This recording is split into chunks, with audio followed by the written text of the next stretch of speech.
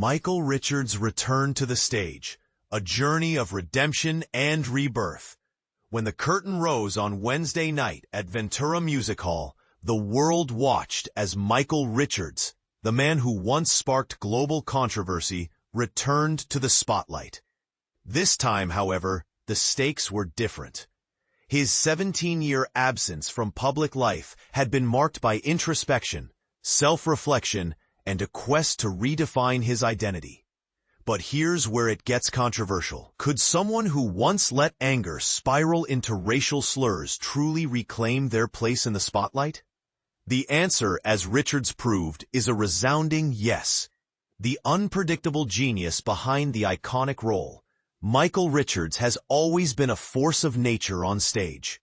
Critics and fans alike have long celebrated this trait as a hallmark of his talent, shaped over 9 seasons as the eccentric Kramer on Seinfeld. Even co-stars Jerry Seinfeld, Jason Alexander, and Julia Louis-Dreyfus often found themselves lost in Richards' unpredictable energy, from the way he entered a scene to the way he exited, with a pratfall in between. Richards himself calls this Dionysian, a term that captures his spontaneous, frenzied, and off-the-cuff nature. It's a style that earned him 3 Emmy Awards, but also left a trail of controversy. The 2006 incident that changed everything. In November 2006, Richards' reputation was irreparably damaged during an appearance at the Laugh Factory.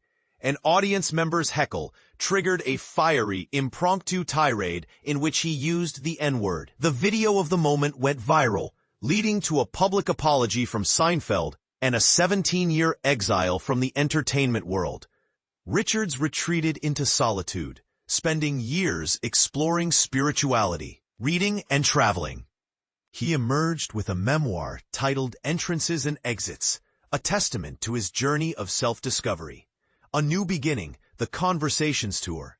This fall, Richards made a triumphant return, headlining a series of events called Michael Richards, an evening of conversations, questions, and answers.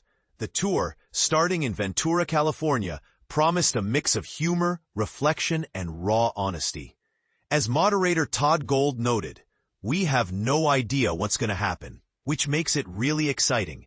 And indeed, the night was a roller coaster of emotions, from moments of quiet introspection to wild, physical comedy that would have made Kramer proud. The unfiltered truth about the racist tirade during the Q&A. Richards opened up about the 2006 incident, describing it as a backstory that he revisited in his memoir. "I was forced to go back to that because 19 years ago, I was a very naughty man in a comedy club," he said. The experience left him terrified, even imagining a nation on the brink of civil war.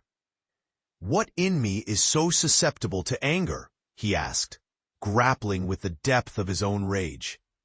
"I didn't realize how much of my humanity was tied to that moment."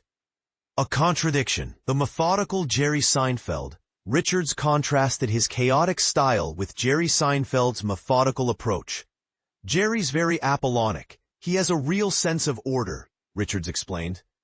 While Seinfeld planned every step of the show, Richards thrived in the unknown. "I'm more Dionysian. I don't rehearse. I just go with the flow." This unpredictability was key to his physical comedy, which required directors to prepare for anything.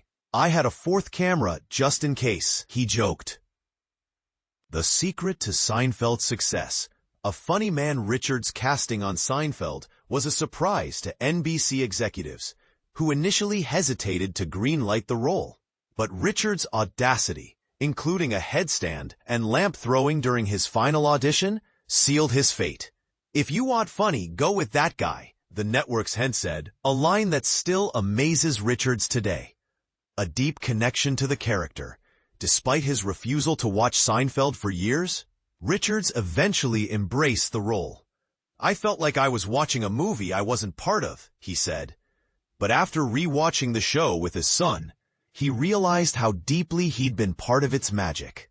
It was like the great second bench of the Chicago Bulls, a team of semi-regulars who made the whole thing work. The birth of Kramer, 2 episodes that defined a character. Richards' favorite episode, The Revenge, showcased his genius for physical comedy. "I did that scene in one take," he said, recalling the director's initial resistance. "I knew exactly where the laughs were. I just had to make it quick." The scene, along with the statue, became the foundation of Kramer's character, proving that even the most absurd ideas could become iconic. A life in pads and pride. Playing Kramer required more than just wit. It demanded protection. Richards wore hip pads, knee pads, and a back brace, joking that it was like sitting in a new Escalade. But his wardrobe choices were equally deliberate. "Kramer got his clothes from thrift shops," he said, revealing how the character's thrift store aesthetic became a cultural phenomenon. A fire that wasn't supposed to happen. One of Richards' most memorable moments came when he lit a tie on fire on stage. "I was trying to be dramatic, but Jay Leno saved the day by dousing me with water," he said. The incident became a classic routine, a reminder that sometimes chaos leads to brilliance. The watermelon experiment. A lesson in humility. Richards also shared a story about a failed stand-up experiment involving a watermelon. "I brought out a big watermelon and just sat there," he said. "I handed out slices and burped. It was a disaster." The manager didn't get it, but Richards learned that not every joke needs to be perfect. What do you think? Was Richards' apology enough, or did he need to do more to atone for his past actions? Share your thoughts in the comments below, because the real story isn't just about redemption. It's about the courage to start over,